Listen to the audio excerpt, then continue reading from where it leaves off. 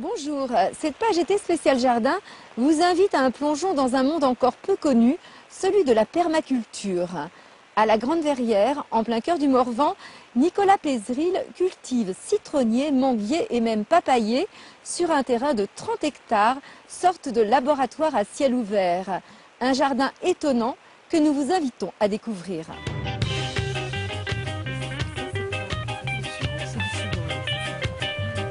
Les myrtilles.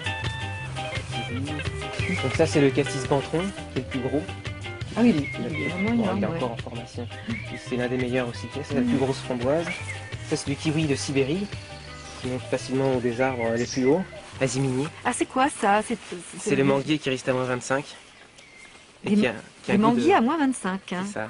Qui a un goût de fraise goyave ananas. Une texture fondante d'avocat. Ça fait 200 fruits par arbre. Et ça mûrit très bien sous nos climats, quoi, jusqu'en Tchécoslovaquie, Canada. Il y en a beaucoup qui poussent hein, des manguiers. Il y en a... Ouais, sur chaque butte pratiquement. Ouais. Les buttes, c'est important ça de faire des buttes? Ah oui, oui, c'est important. Ça permet de pas tasser le sol. Hein. Tu vois, tu peux enfoncer la main. Cette butte, elle a 3 ans et tu vois, on peut facilement labourer, tu vois. Enfin, labourer. Il n'y a pas à labourer, juste enfoncer, repiquer. Tu vois, c'est prêt à être repiqué, ça.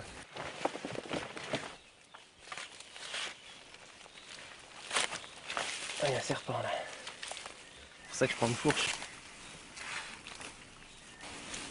C'est rempli de verre, quoi. Un ver qui vit pas dans la terre, mais que dans les matières organiques. Ça grouille.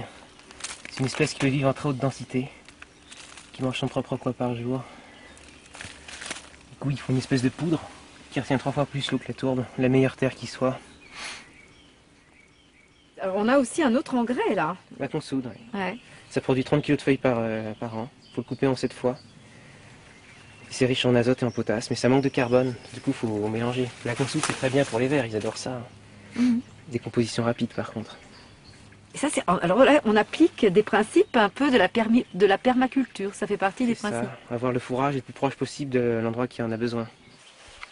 Des principes en permaculture, il y en a à la pelle. Nicolas s'inspire largement de cette science née dans les années 70. Pas de déchets, tout est recyclé. Diversité des espèces cultivées, observation de la nature et respect des écosystèmes. Là, il y a du poirier nain, des aubépines. Je plante pas mal d'aubépines sur les buttes parce qu'on peut greffer 10 fruitiers différents dessus, ça fait du nanisme. Donc les poires naines, l'aubépine, elle a un enracinement très sympa. Elle concurrence pas les autres arbres, elle serpente jusqu'à temps de trouver sa place. Donc on peut la planter à côté de tous les arbres, même des légumes. Au final, ça fait un espèce de potager où on mange des fruits, des légumes, des baies et même des plantes sauvages, sans qu'il y ait, il y a le minimum d'entretien, quoi. Une nature renforcée par l'homme, généreuse mais autonome, sans la plus petite once d'engrais chimiques ou de pesticides, bien sûr, c'est le credo de Nicolas, une culture permanente, avec une ambition. Redynamiser tous les petits villages les plus isolés avec la diversité, quoi. Les gens en veulent, quoi. Au lieu d'aller dans le supermarché, là où il y a la diversité, ils ont le potentiel de faire ça chez eux, quoi. Ils sont entourés de terre. C'est fou, quoi. Tout le monde est étonné qu'on peut faire pousser des olives, des amandes, des abricotiers dans le Morvan, ou des kiwis, des manguiers, je comprends. Mais voilà, on reste tout le temps à la poire, la pomme, la prune, et puis ça s'arrête là, quoi. Pour lutter contre les hautes herbes, Nicolas fait appel à ses fidèles assistants.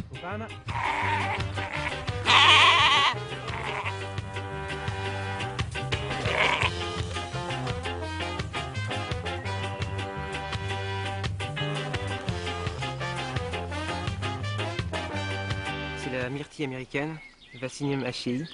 Donc elle monte à 3 mètres de haut, elle fait des grappes de myrtille. Elle est très très productive et très bonne. Débarqué il y a 5 ans dans le Morvan, Nicolas a planté des milliers d'arbres à partir de graines cultivées dans sa serre ou de greffes. À 24 ans, il projette de produire des tonnes de fruits et de légumes.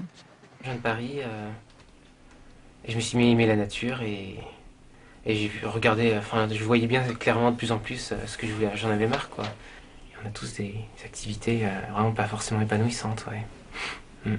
Et toi, t'as trouvé ta voie? Ah oui, oui. Tous les jours, c'est un grand cadeau, quoi. C'est sûr. Papaye dans le Morvan. Résiste à moins 7. C'est qu'à début, c'est un peu chaotique pour l'instant, mais ça va finir par se mettre en place. La permaculture a donné un sens à la vie de Nicolas, une expérience très riche qu'il espère partager avec le plus grand nombre. Alors avis aux amateurs, pour nous il est temps de nous quitter. Très bonne soirée sur notre antenne.